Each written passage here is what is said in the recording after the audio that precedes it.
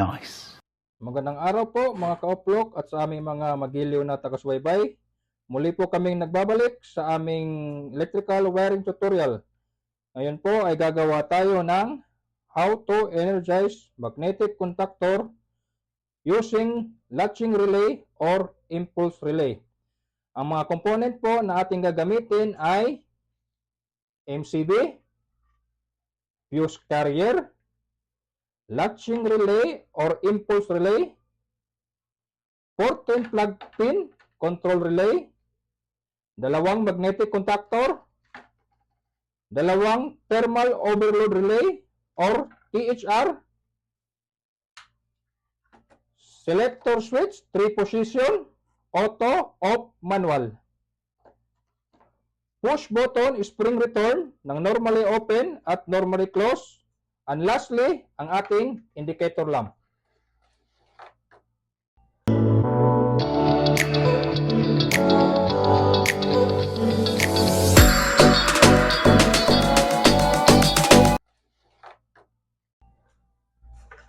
So, ito na po guys, kinabit ko na po yung mga component natin.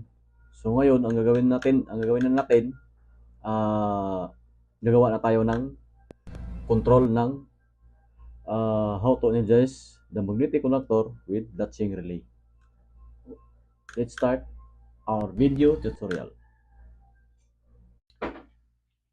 So, ngayon guys, ang una natin gagawin, kukuha tayo ng source dito sa MCB natin. I-connect natin siya dito sa fuse natin, dito sa input.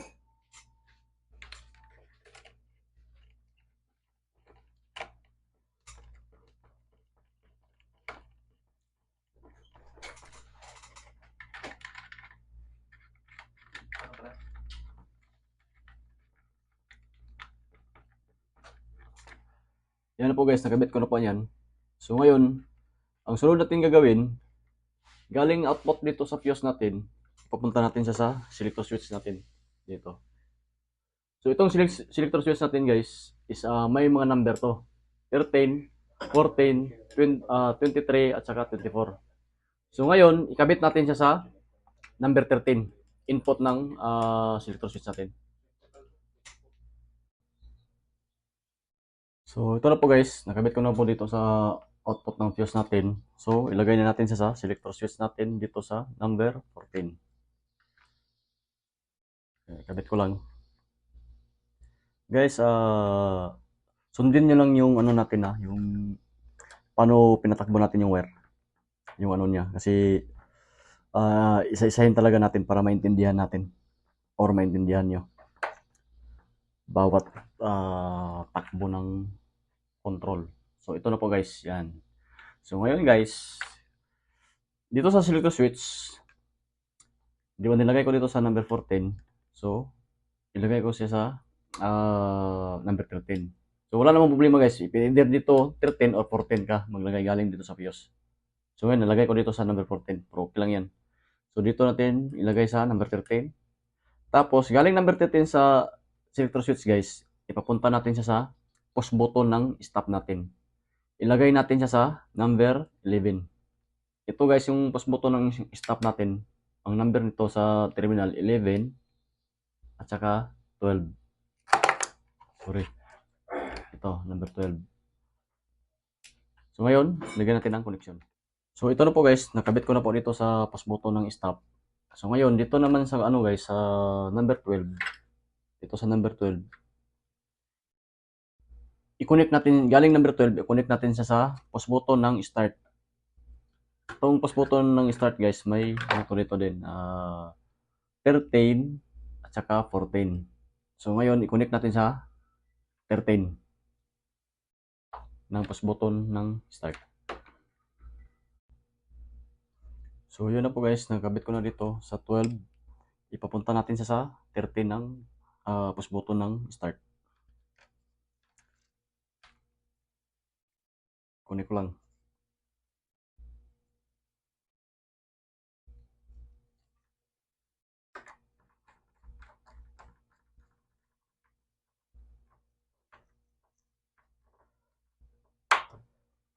So ngayon guys, ito na po siya. Ito na po yung nangyari. Yan. So, dito sa number 13 guys, di ba nag-connect tayo dito sa number 13? Magdagdag tayo ng isang wire. Ipapunta natin siya sa control relay natin. Dito sa number 41 na terminal sa control relay. Kasi siya yung gagamitin natin guys sa power source ng control relay natin. Siya yung gagamitin natin siya yung supply dito sa mga mga terminal. Okay? So, ito na po guys. Nakabit ko na dito. So, ngayon, ang nangyari dito sa terminal ng 13 sa post button ng start guys. Dalawa na siya. Yan, nagkatabi. Kasi itong dulo nito, ito yung dalhin natin dito i-connect natin dito sa control relay na sinasabi ko kanina. Dito sa number 41. So, ngayon, i-connect ko.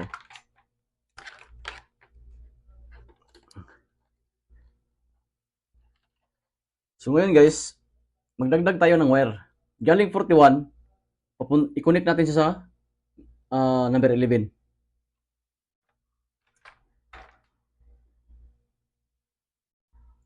Forty-one.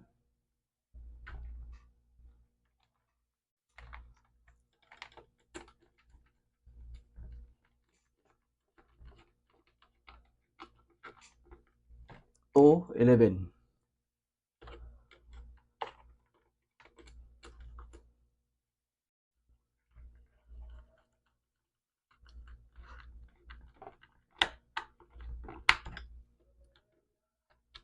So, yan na po guys. Bali, yan na po siya. Yan. Tanggalin ko lang. Yan siya.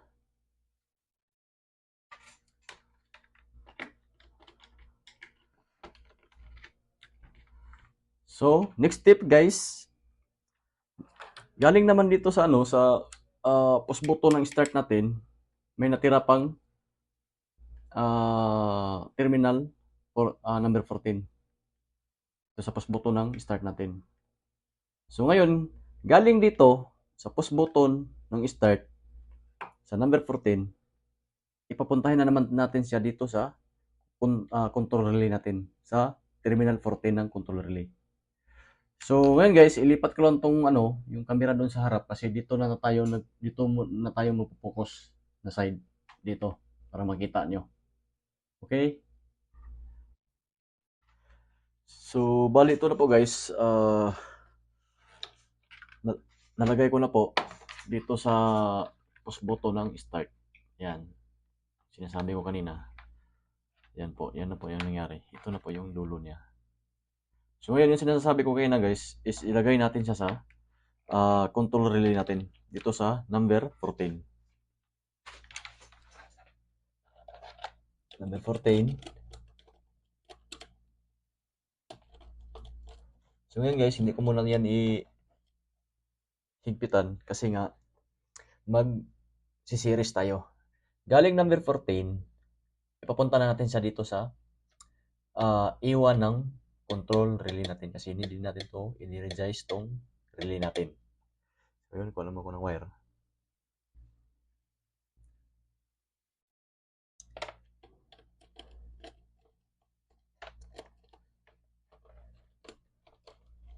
At saka i-explain ko din to guys. Itong control relay natin.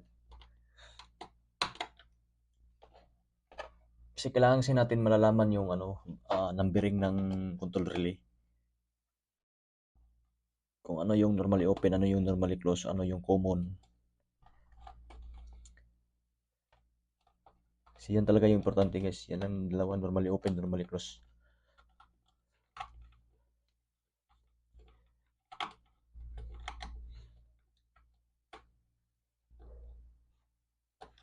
So, bali, yan na po guys. Yan na po.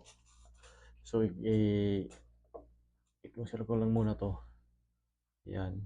Para makita nyo kasi dito tayo nagpo-focus, di ba, ngayon. So, ngayon guys, i-explain ko. Itong control relay natin guys, is may mga number to. So, ngayon, kilalanin natin to yung control relay. So, dito sa baba guys, itong 41, 31, 21, at saka 11 na terminal dito sa control relay. Ito po yung common. Ito po yung common guys.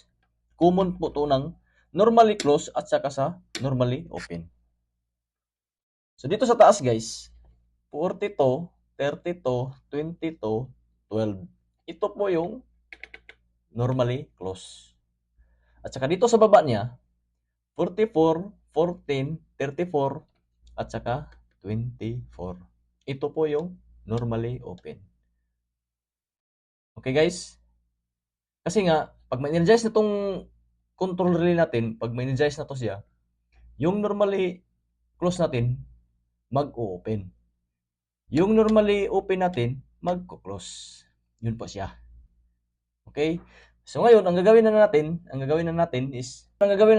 guys, ngayon is bigyan natin to ng connection tong latching relay natin. So ngayon, paano siya? So galing dito sa 44, itong 44 dito sa baba is normally open to siya. Itong 44, ipapunta natin sa dito sa latching relay natin. Itong latching relay natin guys, may mga number nito. Bawat terminal. Terminal number 1, input. Terminal number 2, output. Terminal number 3, input. Terminal number 2, output. At saka, E1, E2. So ngayon, connection na natin siya guys. Wala ko ng wire. Connect tayo dito sa 44, dito sa control relay natin. Normally open po to guys.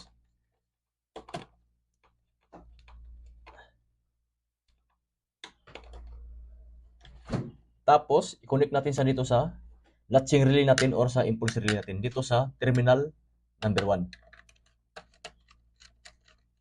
So, hindi ko na ito muna higpitan. Tapos guys, ito sa terminal number 1, magsi-series tayo. I-series natin sa dito sa terminal number 3. Kasi kailangan, kasi susuplayan yung output. Yung output ng output ng terminal number 1 is terminal number 2. Yung output ng terminal number 3, yung output niya is terminal number 4. Okay guys? So, kung ng wire, series na natin to.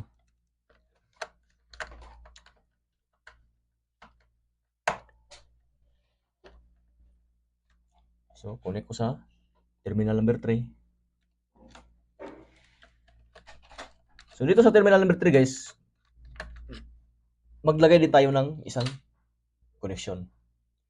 Kuha ko ng wire.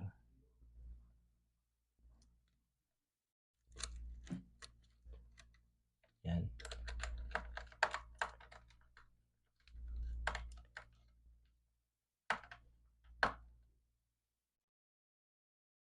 Yan na po guys. Galing terminal number 1, pumunta sa terminal number 3. Tapos ito po yung nakasira sa terminal number 3. Ito po. Tapos ito yung ilagay natin sa dito sa E1 ng latching relay natin. Kasi itong latching relay natin guys, kailangan din natin siya ma-energize. Kasi nga, pag hindi natin to, hindi to ma-energize yung coil niya, itong latching natin, hindi siya maglalaro. Kasi nga, pag halimbawa, ito na energize na, ito po siya guys, ganun po to. Yan, latching. Contact terminal number 1, contact niya sa terminal number 2, baba, terminal number 3, yung contact niya is terminal number 4. Yan po. So ngayon guys, ilipat ko lang tong camera dito sa gilid. Kasi nga magpo-focus na tayo dito sa naman ulit dito sa harap ko. Okay? So yan na po guys, nakunik ko na po sa dito sa latching relay natin, terminal number 2. So yung sinabi ko kanina, i-connect natin sa dito sa thermal overload relay natin dito sa normally close. Number 95.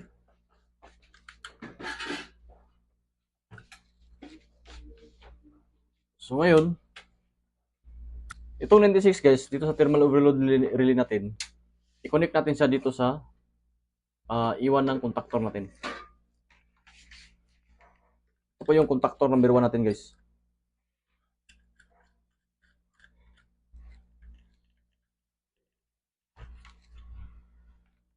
So, connect ko lang dito sa iwan.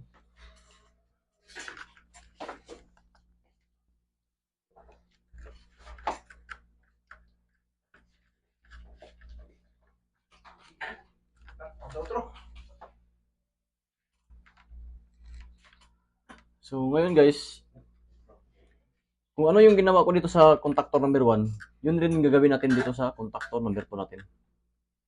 Walang pagkaiba. Kunin ko dito sa sa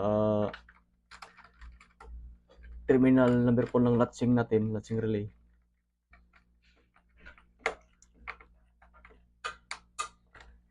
Tapos kunin ko sa dito sa contactor number 2 natin dito sa thermal overload relay 95 din.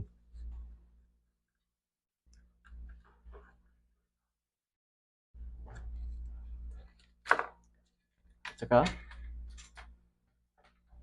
dito sa 96.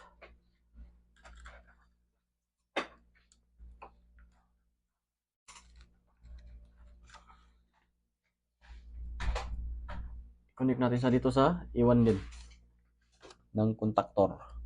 Yun din. Yan.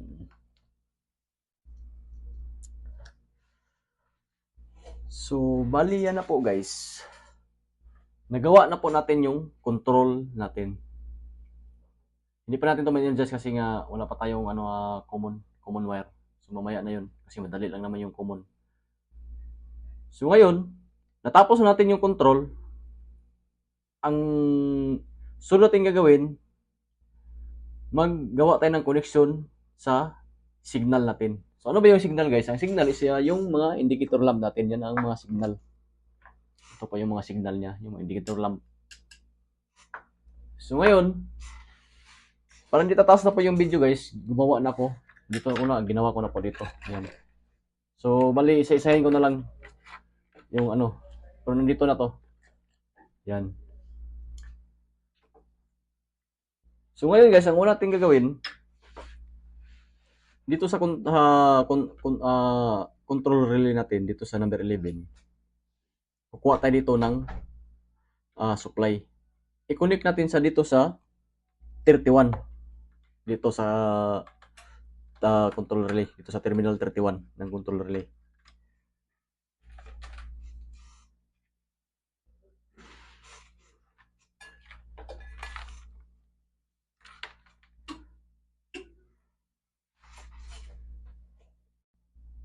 So, bali niya na po guys.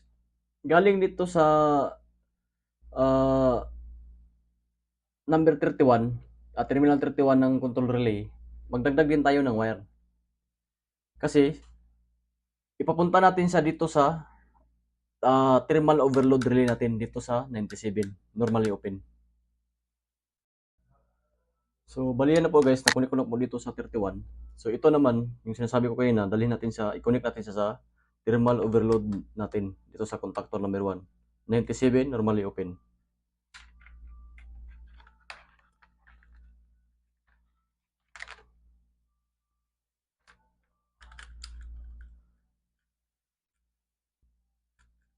So, yan na guys. Galing 97 dito sa contactor number 1. Kukuha tayo dito. I-connect natin sa dito sa contactor number 2 dito sa 97 rin.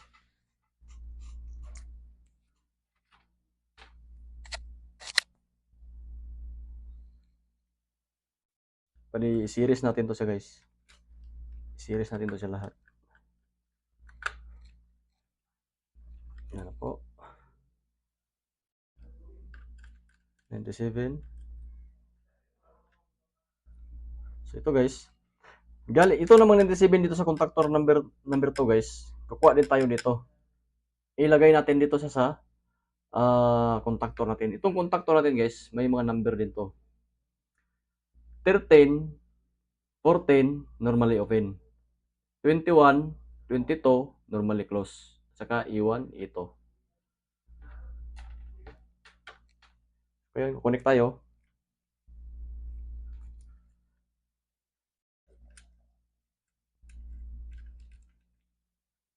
Seven.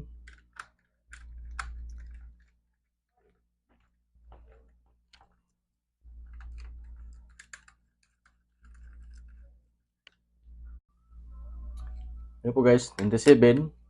Connect natin siya sa 14. dito sa contactor natin. So, yan na po guys. Number 14. Nag-connect din ako dito. Siniris ko rin. Tapos, i-connect ko siya dito sa contactor number 1. Sa number 14 pa rin.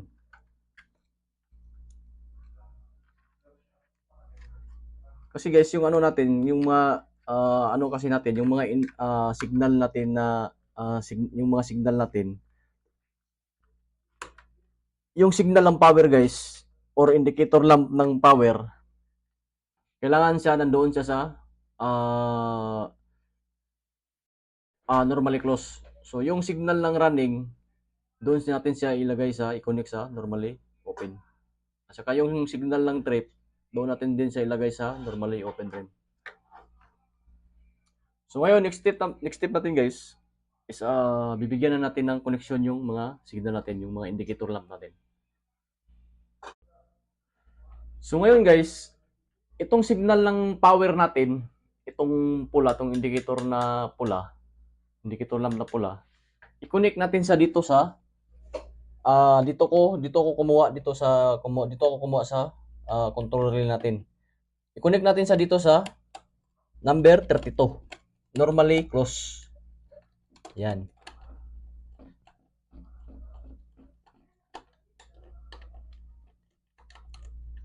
Kasi nga 41, 42, yan ang contact niya. So ngayon, dito naman sa indicator lamp ng ano natin, signal ng contactor number 1 natin, signal ng running. I-connect natin siya sa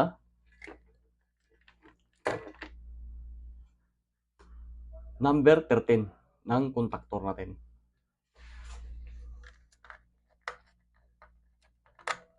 Yan.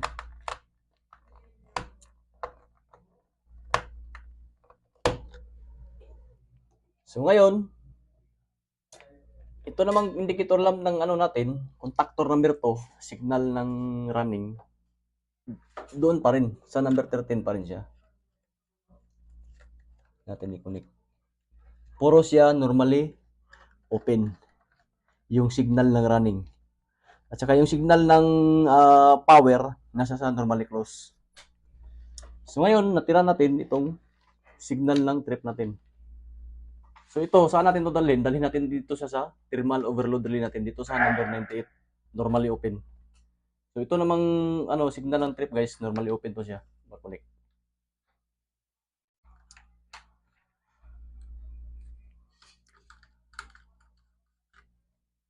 So mas maganda kasi guys, ipamilyar na yung mga component. Familiar na yung mga ano, kung ano yung ano niya. Para makagawa na kayo ng ano, anong gusto nyong gawin. So nakunik ko na yung signal ng trip sa contactor number 1. Tapos ikunik ko na din tong ano, trip ng signal number 2 sa contactor. Ikunik ko sa dito sa 98 pa rin.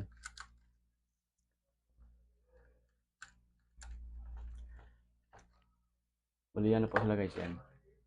So magulo talaga tong wire guys, ganito talaga to. Pero okay lang. Kasi may ano naman, ipapile natin yan. So ngayon guys, pakumpleto natin yung control at saka yung signal. So ngayon, hindi pa natin ito ma-energize din kasi kailangan na natin ng bigyan yung common yung mga control natin. Latching relay, yung control relay at saka itong contactor natin. So ang gagawin lang natin is kukuha lang tayo ng common. So bali ang common nito guys, ginano ko na to, kinunik ko na to. Para dali lang yung madali lang yung video natin. Kasi madali lang talaga yung common lang naman yan. Pero take note, may ano pa rin yan, may proper pa rin paglagay niyan para maganda yung ano niya. So ngayon, kinunik ko muna dito galing sa MCB, pinunta ko dito sa indicator lamp ng power natin. In ko na dito, ito po yung in niya sa ito. So ngayon, may dagdag po ako guys, baka naano kayo, na-curious kasi sa ginawa ko. Kasi ganito kasi yan guys, i-on ko muna. So ngayon yung indicator lamp natin, walang power. Kung hindi mo to siya, i-select itong selector switch natin. Kasi mostly sa iba, pag on mo sa MCB mo, yung indicator lamp ng power mo is umilaw na. So ngayon, ang ginawa ko, kung hindi natin to itong selector switch natin, kung hindi natin to i-auto or manual, hindi to ilaw. So may purpose ako to guys, bakit ganito? Kasi isa po ako maintenance. So may siya, may advantage siya sa about troubleshooting o sa pag-rectify ng problema sa sa control mo. Oh my God! Wow! So ngayon guys, sinilik ko na. Ito po, umilaw na po yung indicator lamp natin. Itong indicator lamp natin guys, pag ma-energize na po yung mga contactor natin, ito mamatay. Tapos, iilaw tong mga indicator lamp natin. Itong mga signal ng contactor natin. Ito po yung signal ng contactor number 1 sa running. Ito po yung signal ng contactor number 1 trip. Ito po yung signal ng contactor number 2 ng running. Ito po yung signal ng contactor number 2 sa trip. So ngayon guys, ititesting ko na po natin. MCB on, selector switch on. So now, umilaw na yung indicator lamp natin sa power. So ngayon, let's start. Start. Kung unang pumalo guys, yung contactor number 2, yan po, umilaw na po yung indicator lamp ng running. Stop. Start. Yan po, contactor number 1 running. Yan po. So ngayon guys, kung napansin nyo to, namatay. Kasi nga nakalagay siya sa, yung sinasabi ko, nakalagay siya sa normally close. So ngayon, itong relay natin na-energize na siya. So ngayon, yung normally close, nagiging normally open na. Kaya ito, nawala na yung power niya. So pag i-off ko yan, babalik yung power niya. Damn! Power niya. So ngayon, ititesting natin yung trip guys. So ngayon, contactor number 2, nag-running. So ititrip ko siya dito, manual. Yan po, bumitaw yung contactor. Kasi nag-trip na yung overload relay natin. So ngayon, yung indicator lamp ng trip, contactor number 2, umilaw. So ngayon, i-reset ko, bumalik ulit, nag-running ulit yung natin, yung contactor. Stop, start. So ngayon, contactor number 1 na naman yung ititest natin. Trip, yun, nag-signal ng trip, umilaw, namatay yung motor. So bakit siya nagtitrip guys? Ang purpose kasi itong thermal overload relay, ang purpose kasi nito is siya yung motor protection, siya yung napoprotect ng motor natin. So ngayon, ano ba yung pinoproteksyonan niya? Bali, ang binigyan na ng protection guys, either yung motor mo is nag-overcurrent or nag-overload. So, ano ba yung overload? Overload is, halimbawa, yung bearing mo is matigas na or may abnormality yung motor mo, kaya siya nag-trip. Kaya may nag-overcurrent, nag-high ampere. So, yan po, tinitrip niya. So, importante talaga itong thermal overload relay. At saka ito naman guys, itong MCB natin, at saka itong fuse. Ang pinoproteksyonan nito is yung control natin, connection ng control natin. For example guys, ganito. Di ba naka-start na siya ngayon? Yan. So ngayon, halimbawa, pag itong MCB mo nagtitrip, example, nagtitrip mo siya, yan, mamatay. Di ba? So, ngayon, ito yung indicator lamp ng power natin. So, halimbawa, yung fuse mo is pumutok na, example, i-release ko. Pag pumutok na yung fuse mo, yun, nawala yung indicator lamp. So, ibig sabihin, may problema yung MCB mo or fuse mo or yung selector switch mo is naka-off. Di ba? Yan. Pag i-off mo yung selector switch mo, yung indicator lamp mo is ng power is nag-off. So, yun na po guys. Sa next video po natin guys, base sa analyze ko nito guys, or base sa ano ko, pili natin to siya gawin na ah, reverse forward. Kasi nga, di ba, dalawang kontaktor ng salitan. So, yung reverse forward is isang motor, dalawang kontaktor. For example, itong ano mo, itong kontaktor number 1 mo, ito yung forward niya. So, itong kontaktor number 2 mo, ito yung reverse mo. Di ba? For example, ito. Start mo. So, ngayon, pumalo yung kontaktor number 2 mo. So, ito yung reverse mo. So, pag stop mo, pag andar mo, pumalo yung kontaktor number 1 mo. So, bali, ito na yung reverse mo. So, may ibahin natin, may maiba nito guys na connection. Magbigay tayo ng wire connection between contactor number 1 and contactor number 2. Maglagay tayo ng connection na tinatawag na interlock. Okay guys? Ito na po guys, at maraming salamat and God bless.